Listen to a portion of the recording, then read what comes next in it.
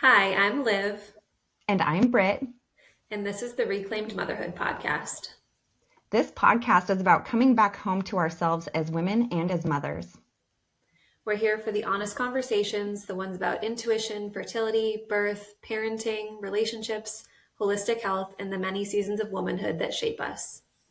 We'll be sharing our own lived experiences, the things that we've questioned, unlearned, and reclaimed, so you feel encouraged to trust your body, your instincts, and your own inner knowing.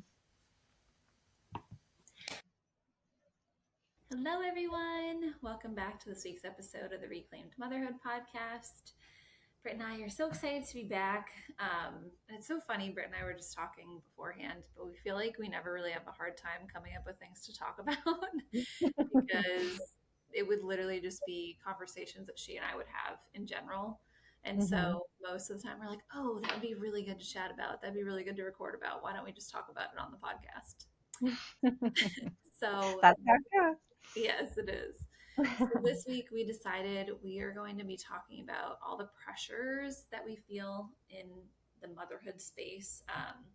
And I feel like we could even talk about it from the perspective of before you become a mother, because we've talked about that briefly on a couple of our other episodes, just why some people are deterred away from starting a family and away from being married and having kids. So we just wanted to talk about that. And we wanted to talk about, again, just becoming more in tune with who you are as a woman and who you are as a mother, and why that's so important. Yeah, I like that you said, like, even before you become a mother, there's definitely a motherhood pressure that still exists. And it kind of applies to when we were talking about the fertility and things like that and Mm-hmm. optimizing fertility. Because if we have issues around, like, if we have issues between ourself and our mother, and we look at, like, maybe there's pressures on becoming, like, being as good of a mother as our mother was. Maybe our mother was so fantastic that how could we ever be as good of a mother as our mother was? And then it could also, like, totally flip flop and be, you know, how can I be a good mother when I didn't have an example of a good mother? So, Yeah. like, it starts, like you're saying, it starts way before we even conceive or we're even considering it, maybe. So, Yeah. yeah, I when you mean, said that, I was like, holy smokes, yeah. I can, now that you said that, I can totally relate to that because, like, my grandmother was like my best friend, and I grew up being like, I hope I can be as good of as a grandmother as you. Like, even now, I'm still like trying to live up to that, and obviously, like, it's gonna be so different because I'm not her, and like my kids are not me, and like their kids will not be. It's not the same dynamic, and so. But I totally agree with you there. I feel like we get this idea in our head of it's not that we can't strive to be like a certain type of mom. That's not a bad thing. It's not a bad thing to want to change things within ourselves and try and do Absolutely. things differently. But Mhm. I feel like social media just a is just it doesn't always show the full picture, right? Like every single person is different. Like every woman is different. Every family dynamic is different. Everyone had a different childhood. And so what we see on social media, like I do really appreciate like the real, raw, authentic things that people share. And at the same time, there definitely is a side of Instagram that's like straight highlight reel. Like it's not reality. But when it comes to motherhood and what really matters, I think that's also where people get kind of stuck in a comparison game, right? Like, Mhm.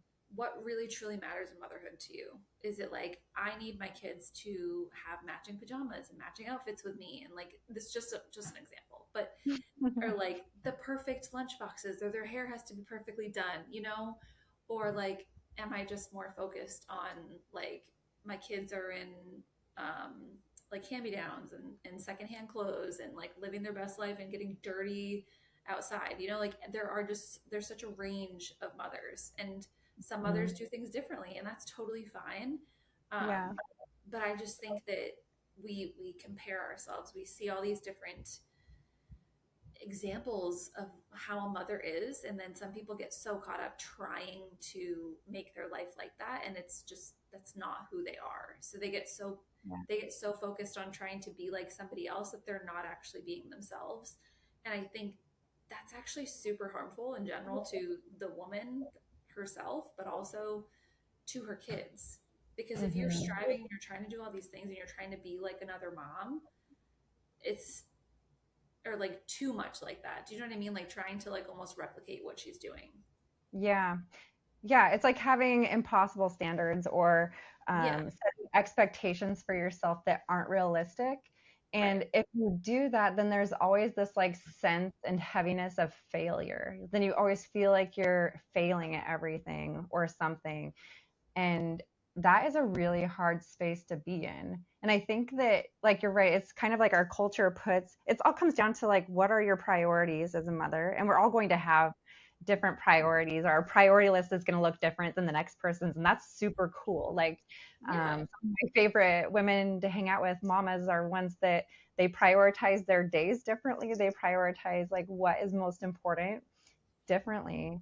But I think that, like you're saying, the comparison that we do is what can be harmful. It can also be helpful, Yeah. if we're it's kind of like put yourself in the room with people that are better than you, or and Yeah. maybe they're better than you in certain areas, and we're always trying to be the best version of ourselves, right? But yeah, there's like this pressure that we can put on ourselves to that seem impossible to meet, right?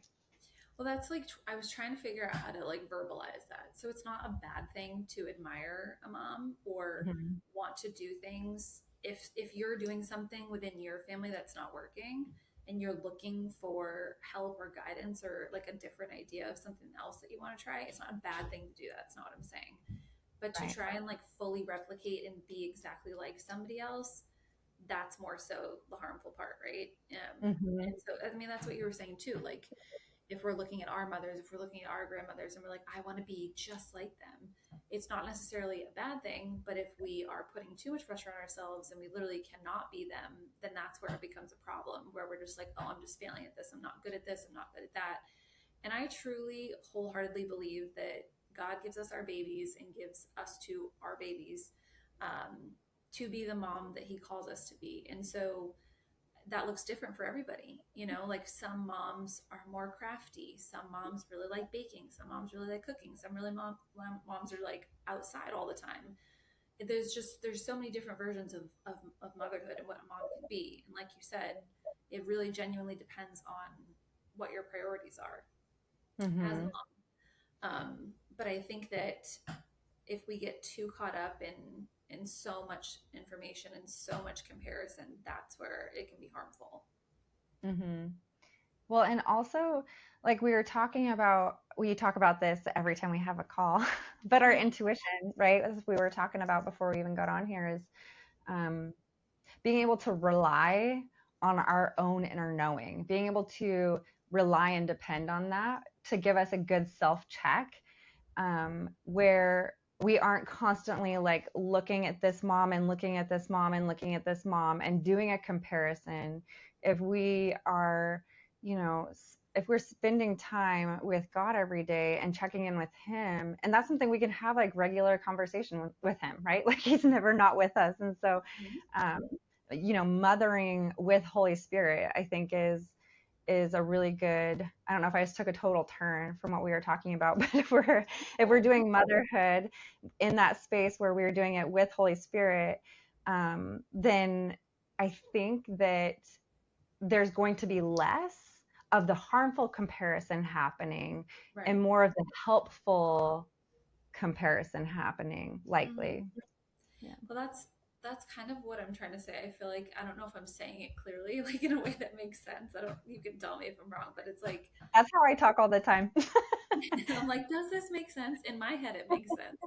Right. Um, but like you said though, like if you're spending time with the Lord, you're praying to start the day. That is something that I've Mhm. really been focusing on, and also like praying for your kids and praying for your husband and just praying over your whole household and just Mhm. the energy that you're bringing into your household every day. Like that makes a huge difference for everybody. Everyone, I mean, everyone's how everyone shows up impacts the family, obviously, but as women and as mothers, where it starts. And so that's something that I've really been trying to be better about. Because we always say, I say prayers throughout the day. we always say prayers at night before bed with the kids. But I've really been trying to be more mindful of doing it in the morning, Mm-hmm. to start the day like that. Because like you said, is it going to be helpful or is it going to be harmful? How are we going to show up, and what is the information that we're taking in? How are we perceiving that? And then how are we utilizing that information? But to your point, I really do think that I want more women to know that like they do actually have that inner knowing that the Lord gave them.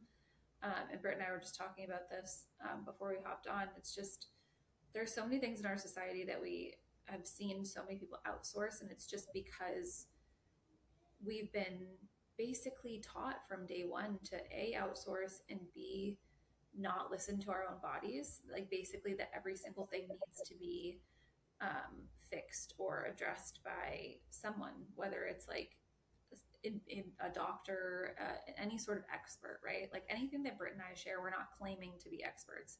I'm not a I'm motherhood not an expert. expert at anything. No. Like I'm not going to sit here and say I know everything. I think that's actually one of the most harmful things that exists in the world is when somebody thinks that they literally know everything about a specific topic, because that is never going to be true. No. It's just not. There's so much information, there's so many life experiences, there's so many relationships, and everyone's are different. And so to be Mm-hmm. like, no, I'm actually the top expert in this, I've worked with X amount of families, or I've done X amount of research, and it's like, no, that does not mean that you know more, or that your knowledge is better than someone who has more lived experience. So we're not sitting here claiming to be experts, but I do think that we genuinely need to be like, okay, I'm going to slow down for a minute. What do I feel about this? How do I want to approach this? What is the decision that I want to make? Because that's even something that I find myself doing, is outsourcing, making my own decisions when I don't need to Mm-hmm. do that. Like I'll check in with 3 or 4 of my closest friends, and does that mean it's a bad thing? No. But at some days I'm like, I literally don't have to check in with anybody, I can make that decision on my own. This is so silly. um, but and sometimes it's nice to have reassurance, obviously, but we have to be confident and comfortable with our inner knowing, and that takes practice. So here I am sitting that saying that I even struggle with that.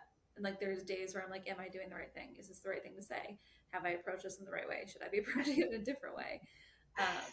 And so there is that pressure. I mean, I think that there's pressure in general with motherhood, with Mm-hmm. all of the things that we do in every day and how we show up every day. And there's way more pressure now on mothers than there ever was in past generations. And I do think Mm-hmm. a lot of that has to do with social media and the technological advances that we've made over the last 50 to 100 years. Yeah.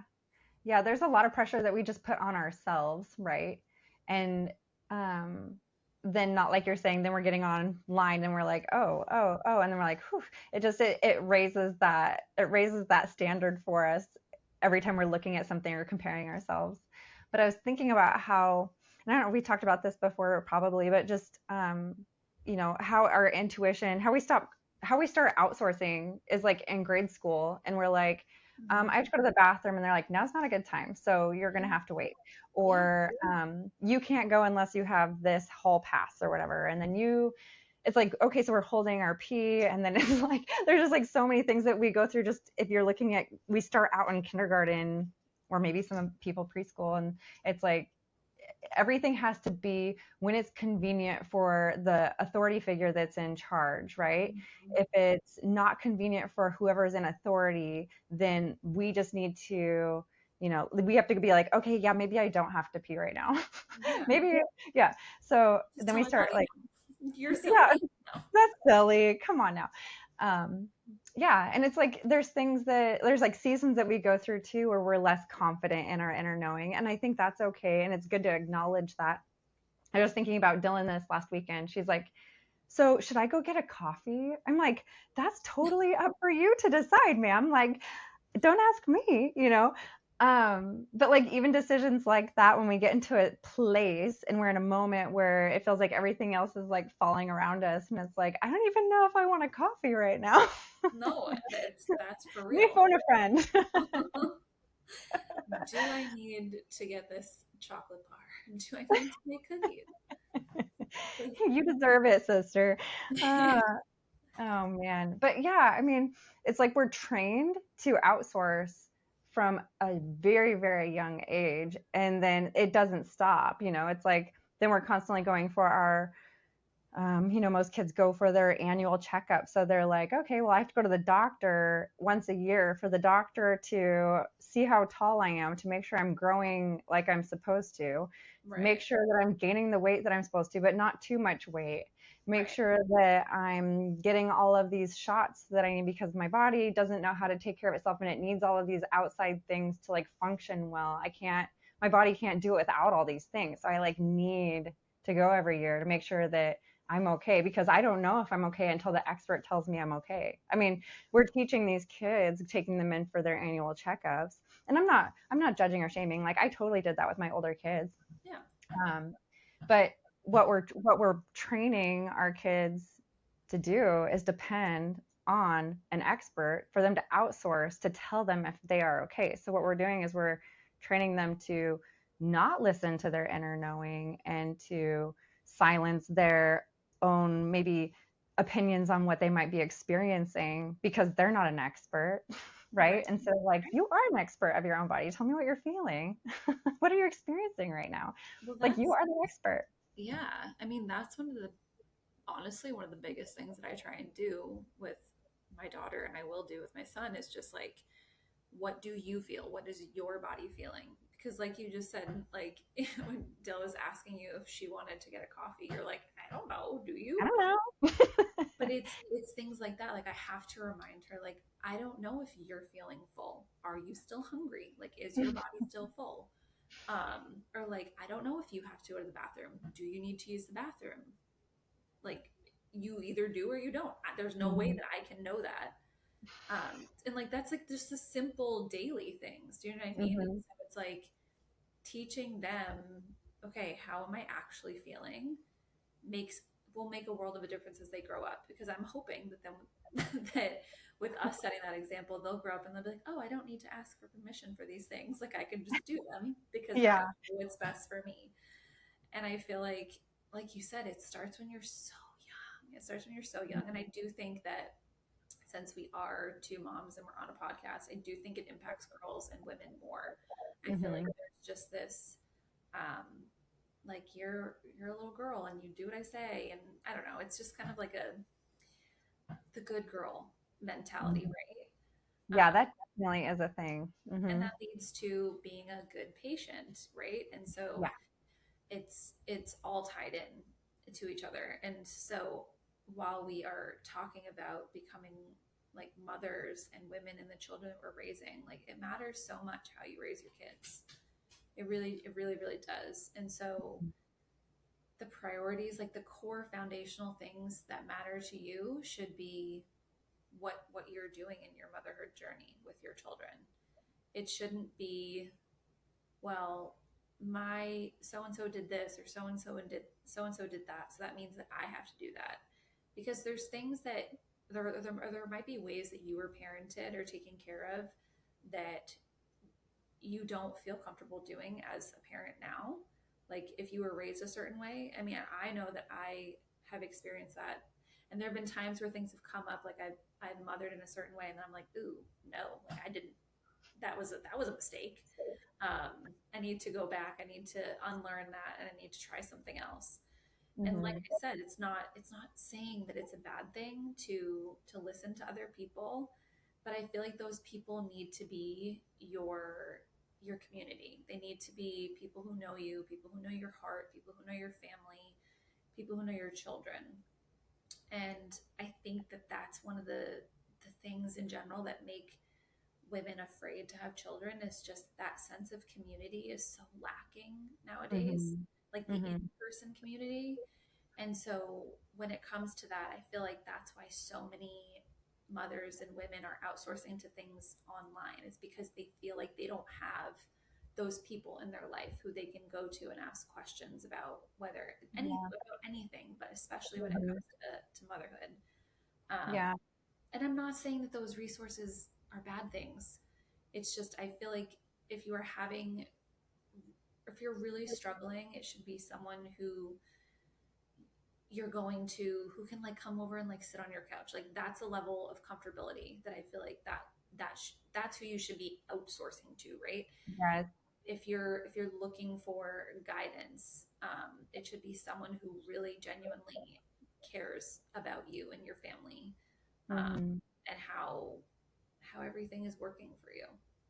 Yeah, you're right. And I'm just thinking about how it's kind of on the same path, but I'm like thinking about how I have mothered like my adult children, the older two, I was working full time and I was running several organizations, and there was more outsourcing that I was doing during that time.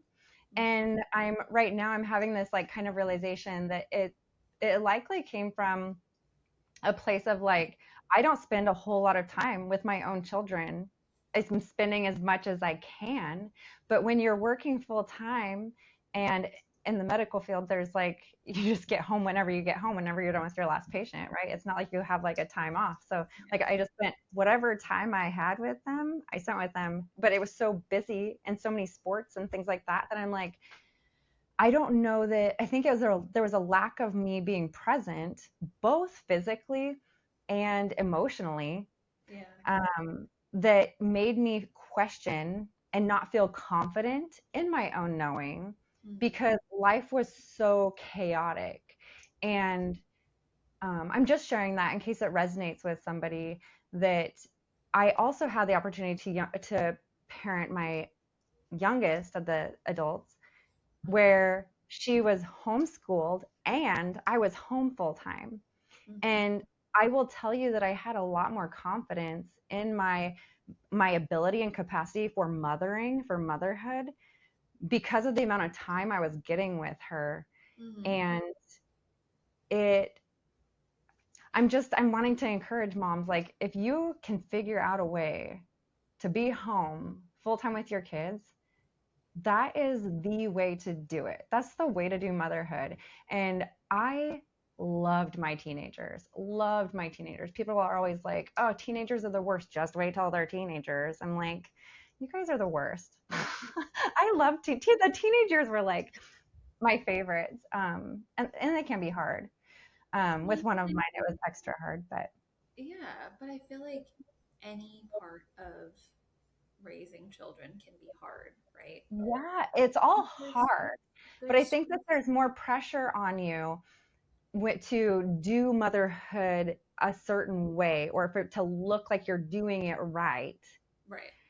And when you have like very little time to fit in motherhood, which is what I was doing, I was squeezing mothering into very small windows of time, which is Yeah. why I valued those car rides to tournaments so much and things like that. Like, oh, that was an opportunity to to do motherhood and feel like I'm doing it well.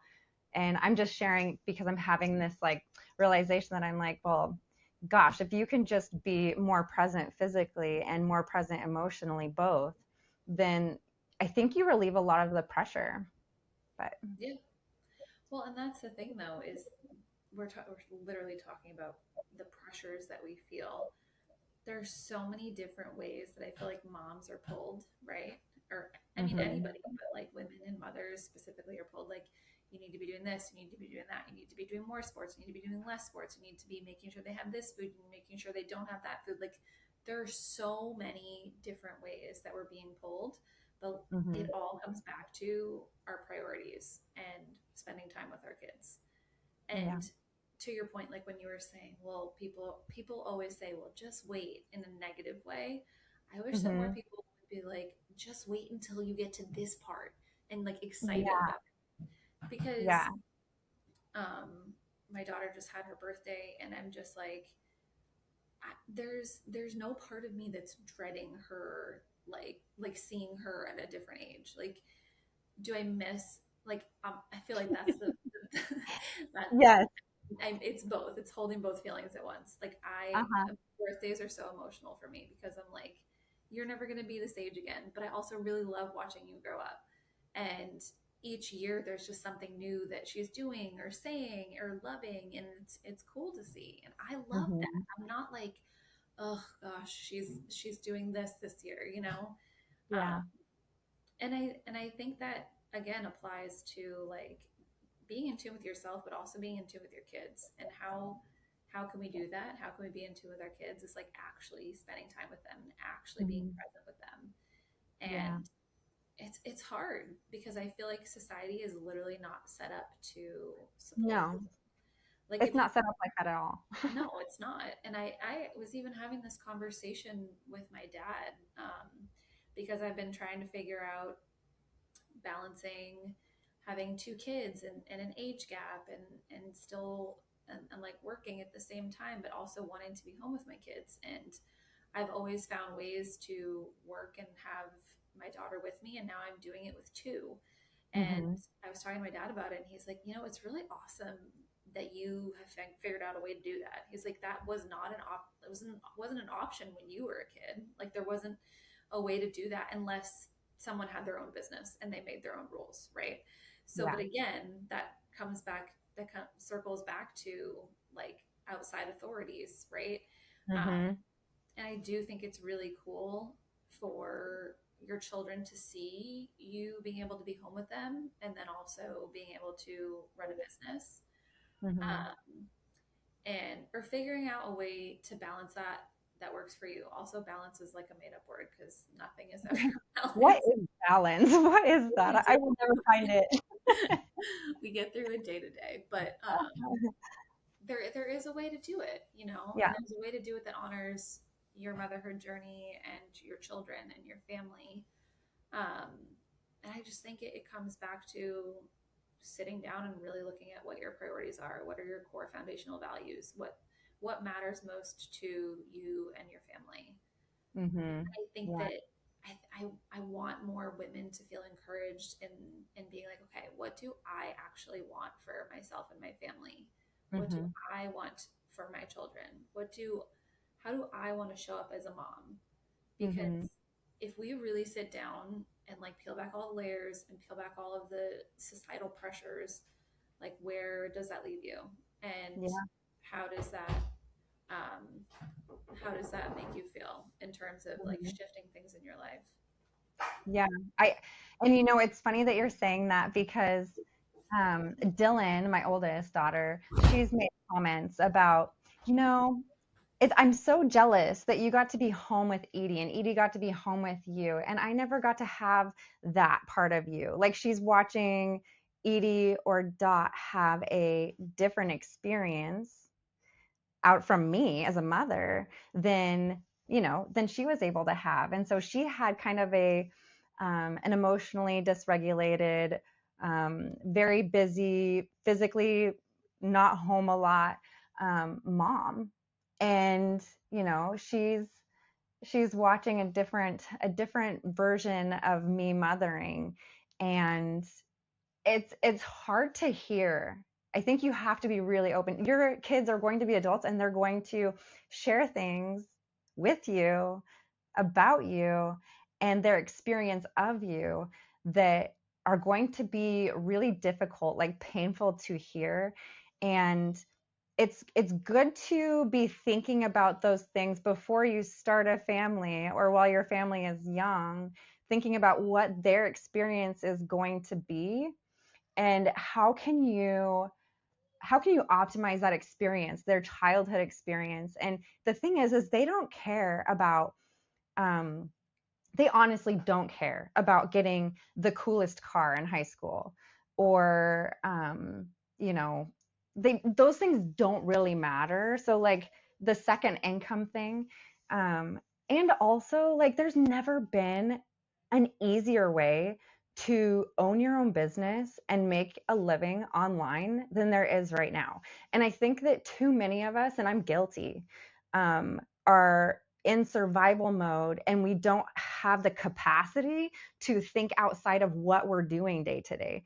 So going to the office and working 9 to 5 or whatever your hours are, and you're like, well, this is what I have to do, and it's security and it's stable, and this is how I, buy groceries for my family, is this second income that, and I can afford for them to play all these competitive sports or whatever it might be, right? What would it look like to remove that income and make sacrifices? And how could that shift things within your family dynamics and give your children a different experience of you as a mother, right? Um, and also, you can make your own business. You can have your own business. And um, that's been something for us here. My husband and I both were home. We're home all the time. And we get to be home with the girls, and it's so great. But you have to be able to think outside of the box and be willing to explore something outside of what you are doing day to day, because it doesn't have to look like that. Not these days. Like you were saying, your dad's like, wow, that wasn't even an option. Like, that's so cool that you're making that work. But it's like, really, there's never been a better time to make that happen. No, I wholeheartedly agree with you. I think that's the thing though, is that I feel like there's almost like this fear that's been instilled, like generation to generation, like a scarcity mindset Oh, yes. of having to provide or not being able to provide enough. And yes, things get more expensive. But in what I've learned over the years, um, like God always makes a way, truly. Mm-hmm. And I think that, to your point, like really stepping back and looking at, okay, what can I do to change this? Are there sacrifices that I can make? Is there something else that we, and I don't even, like you said, we've talked about sacrifices before, but there's Yeah. little things that add up that cost money, that we Mm-hmm. really don't need in the grand scheme of things. Like my husband and I were just talking about this. We were like, where are other areas that we can get rid of debt? Where are areas that we can stop spending on these things that we don't actually need, and we just got comfortable or Mm-hmm. used to just doing it that way. And the other mindset too is that, it's like they talk about the American dream, right? Like Mm-hmm. you get married or you go to college, go to school, go to college, get married, have kids. And I'm not saying don't get married and don't have kids. What I'm saying is like the traditional like ladder to get there, right?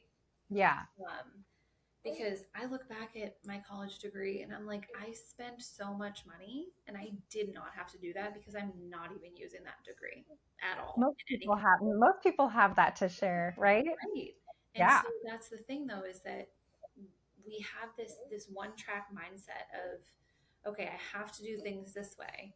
But the reality is that if we take a risk, right, and we do something different that's not what the norm is or not what society tells us we should do, that can be one of the best things that we've ever done. And Yeah. we can always change our minds. We can always pivot. There's no reason not to try something outside of, hold on, baby, Yeah. outside of, We've done that over and over again. I can, like you're saying, you have living proof in your experience, your life experience of God providing every time something comes up. We've had the same experience, like take a risk and jump and do this, start this business or whatever. And it can be scary, of course. I think everybody can acknowledge that. Like there's risk and things like that. But God has shown up every time and provided for us every single time. And so I think, like I was saying before, you got to do it all in prayer and do it with God. And I think He blesses us when we do that. I agree with you. And I also, I don't know, I want people to know that you can literally always change your mind, which is like a new thing for me within like the last 5 years that I've learned, is that you can think that you want to do something one way or that there's only one way to do something, but you can literally always change your mind. You can try Mm-hmm. something. I think this is actually like a very important motherhood lesson, like life lesson, is that if something's not working, you can do something to change it. If you Yeah. thought that this one way was the only way to do it, that's not true. Like if you are doing something and it's detrimental to you, your family, your kids, whatever, you can always do something differently. It does not have to be the way that your parents did it, your grandparents did it, the way that your friends doing it. You can have your own journey, and that's okay. And I think it's actually super important to show our kids um, that we can try new things, and sometimes they may not work, and that's okay. So if it's not working, it's okay to change your mind. Yeah, I agree with you. I love that you said that. It's really important, I think, for our kids to witness us um, jump out and take risk and try Yeah. things, and for us to fail, Yes. and then also just like fail gracefully, right?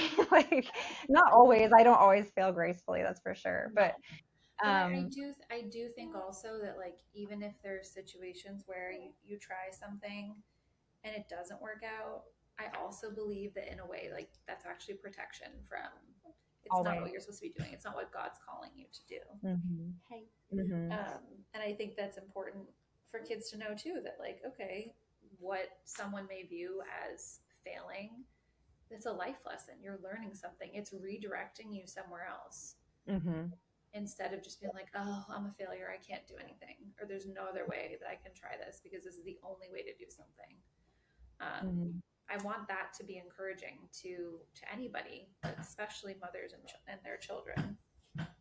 Yeah, if we're doing life in a way where we're like everything is happening for us and not to us, Right. um, that's such an encouraging way to go through life, because you're like, oh, what lesson is in this for me this time? What is here for me to see and to learn? And what is here that is exposing something that is important for me to see for my growth as a person, you know?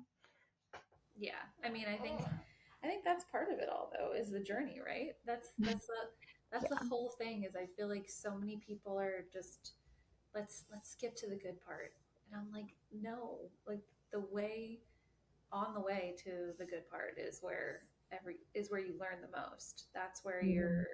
you're changing and you're growing and you're pivoting, experimenting, doing different things, to figure out what ultimately works out for you and your family the best. Yeah. So, And Chris likes to say owning your own business is the best self-development program you can go through. I'm going to plug that again, own your own business. Um, because own your it business. because it really is, it is about the journey. You're like learning, and it is about failing and getting back up again, and sticking with it, and just Yeah, discipline. There's just so much to it that it's like you're saying, it's not about the destination, it's the journey, right? yeah. Yeah.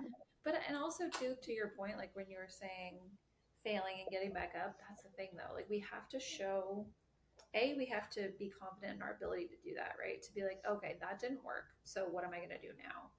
But Hmm. showing our kids that like we tried something that we thought was going to be great and we thought it was going to work, and then it wasn't.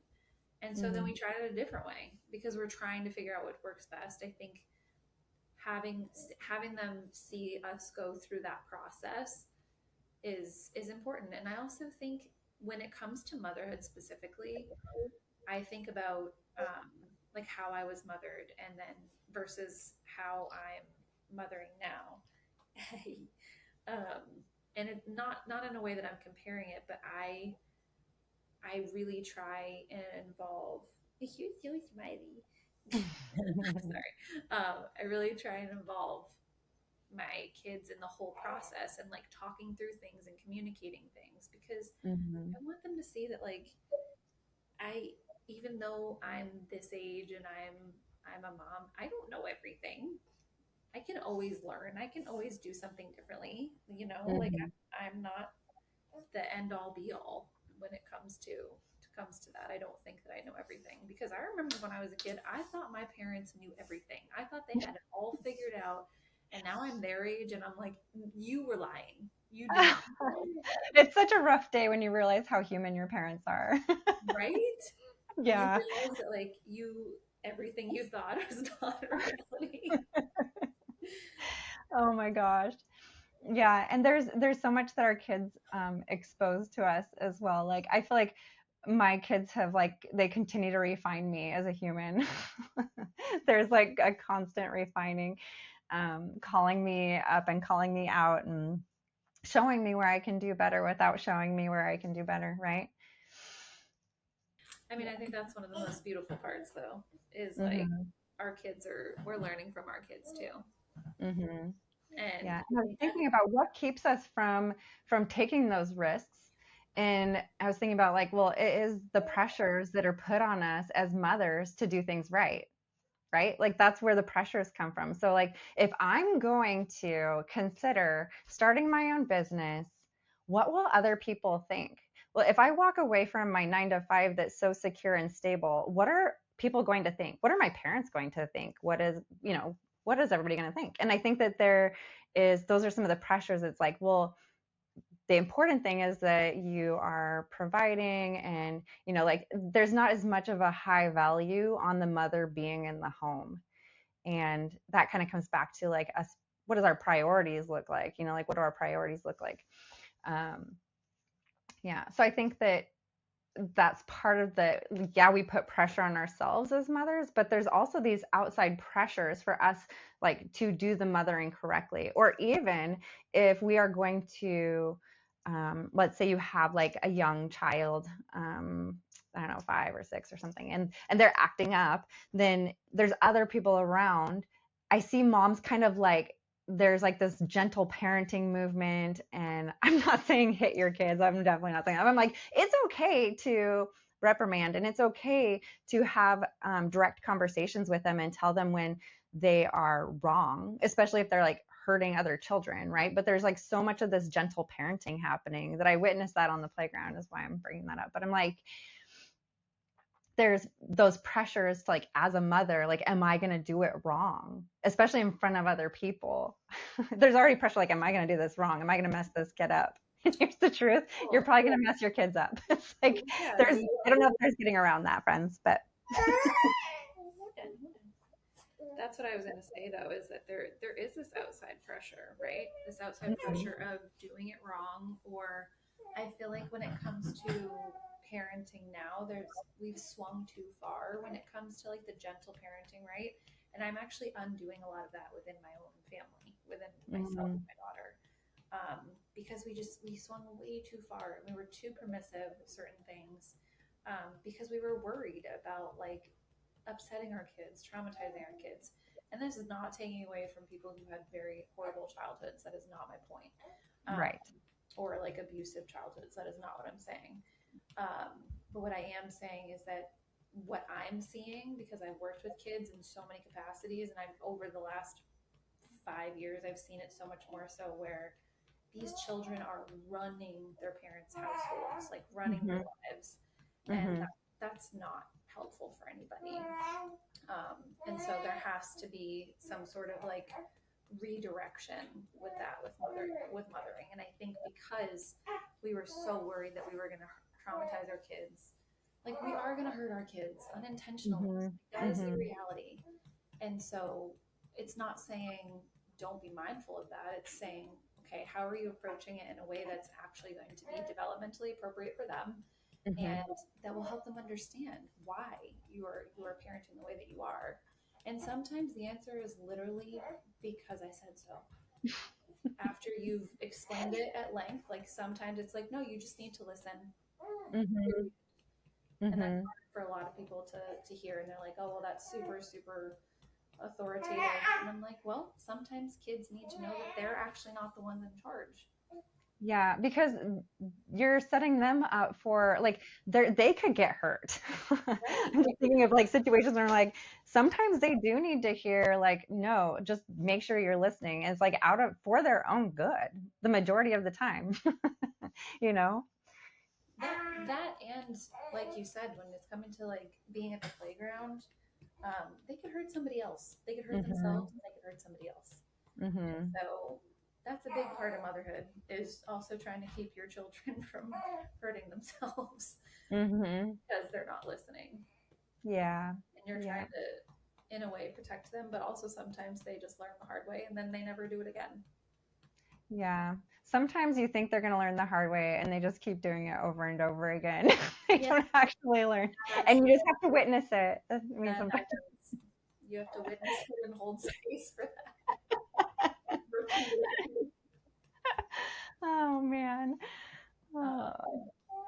But yeah, I don't know. I feel like I just wanted people to know that like they're not alone in their motherhood journey, and that if they can just be around people who share in the way that they want to mother their children and care about the values and priorities that you have for your family. Like those are the type of people you want to be around. Yeah, shared values. And they're not always going to do things the way that you do things or would do things. Um, and and like we were talking about before we got started, I think recording, we were talking about like reading these books on parenting is not harmful. No. And like listening to podcasts on like different parenting techniques is not harmful. But when we're in a place where we're like not we're not connected spiritually and we're not feeling confident in ourselves as parents, sometimes those aren't the best places to go. And sometimes we can get very obsessed with looking outside of us for answers, and just grasping and trying all these things, when the first thing we should do is check with ourselves, with God, have conversation around it. Pray Um, about it. yeah, and even like you said, you have your village of people that know your kids, that love your kids, that know you, know your heart, and share values. And I think I'm going to plug women's circles again. Here I am. I think I've done that every every episode. With But good like, reason. yeah, but start a women's circle with these women, and that have shared values. And then that's a place where you're like, gosh, I've been really praying about this, and I don't really know what to do in this situation or this thing that's coming up, or with my child that's having this experience, and have that community of like-minded women that you can chat with. And my favorite women to talk to are not the ones that say, have you tried this? Have you done this? Read this book, listen to this podcast. They're the ones that are like asking you questions that prompt your confidence and your inner knowing. And yeah, so I think, yeah, find your village. I honestly think too, sometimes we just need to be asked questions. Like we need to Mm-hmm. really take a step back and think about why we're doing something or not doing something. Mm-hmm. And Yeah. that can be very eye opening. Just Mm-hmm. having somebody ask you an open ended question where you really have to think about it. Mm-hmm. And the reason why that's so helpful is because we know. We are mothers. Like you said, God gave us this child knowing that we were a perfect fit for each other and that we were going to steward that gift well. And so the way that we do that is by sitting with Him, and alone, I think. But friends can be helpful when they're asking you questions that are prompting you to go, wait, I think I do have the answer. I just have to really think about it.